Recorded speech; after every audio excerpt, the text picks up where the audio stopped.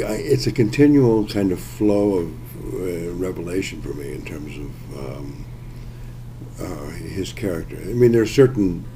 I mean, everybody has a Nixon impersonation in them. I mean, everybody does it. You see that all the time, and we wanted to, of course, avoid that.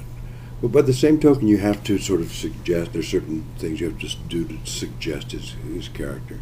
The rest of it becomes a matter of personal interpretation, and then it gets into a kind of value judgments about decisions that he makes from scene to scene, and depending on the audience, and depending on the night, and depending on my mood, or depending on the other actors, those colors can change. They can become darker or lighter on a given evening, depending on the circumstances. Some nights the anger is more dominant than the sort of the indifference, the passion and the determination to justify one's position in the phone call. The drunkenness gets more sometimes than other nights. It changes. It's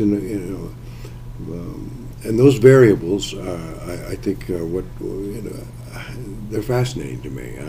That's one of the things that I think one of the reasons why actors who love the theater is because we can do that, and the audience has a great deal of influence over the nature of a performance.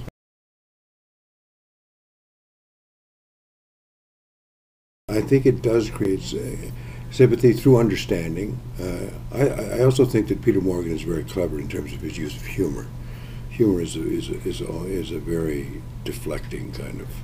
It makes it very difficult for you to hate somebody you're laughing at. By the end of the play, what I've been told is that people have insights into his character that they didn't have before.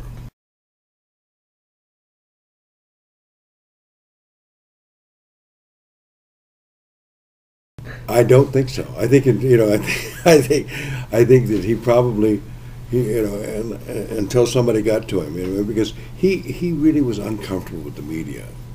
I mean, we all remember you won't have Nixon to kick around anymore. I mean, after the Checkers speech, and I mean he was bitter about the fact that I think, really felt that he was maligned by the media all through his career. And I think that it was one of the things about Frost Nixon that comes to light is the fact that the opportunity to rehabilitate his image with somebody like David Frost, who he was told was his intellectual inferior, would allow him to justify his position in terms of the decisions that he made during the Watergate era. And it backfired on him. It absolutely backfired.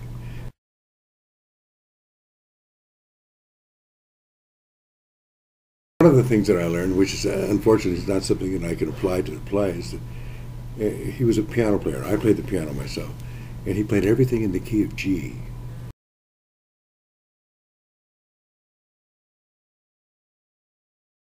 I was intimidated by it, yeah. The thing is, though, I think Nixon he has achieved classical status. I think he's finally come to the point where it's almost like playing, a great Shakespearean role. It's very similar. It's not unlike that.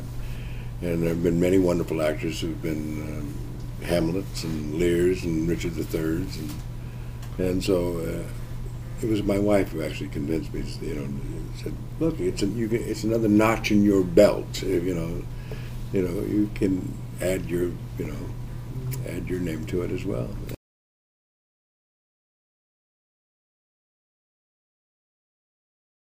I think it did, yeah, it really did. And I think the parallels with Nixon and Lear are they take on, well, there are three areas. One, I think both characters have this tremendous, desperate need for love and adulation, and I also think that both characters feel that they're entitled to, because they're the king or the president, that they have entitlement issues that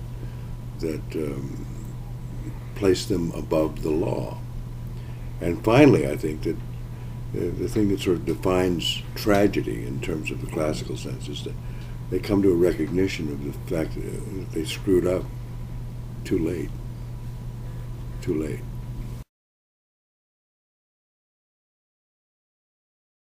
Blow winds and crack your cheeks.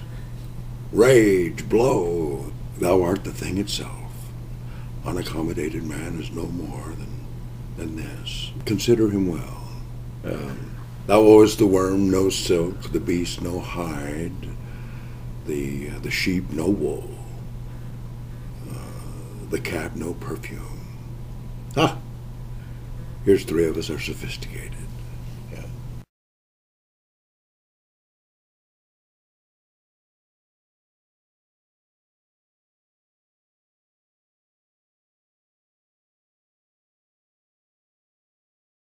It's Twitter time.